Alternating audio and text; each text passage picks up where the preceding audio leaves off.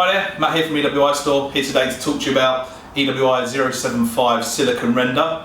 As you can see, first thing I want to talk about is we've got a nice snazzy new tub for them as well, so they look really good.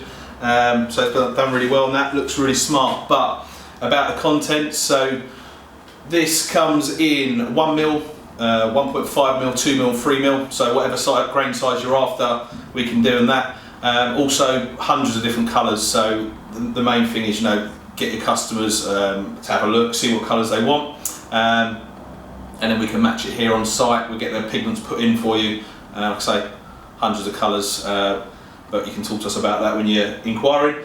But yeah, so this is generally applied after you've done one of the primers, ready for the silicone top coats, and as I say, then gets applied to the thickness of the grain, scrape back, and then use a plastic trowel to float it up nicely to give you that nice texture, nice rendered texture there. But yeah, so EWI-075 Silicone Render, great product.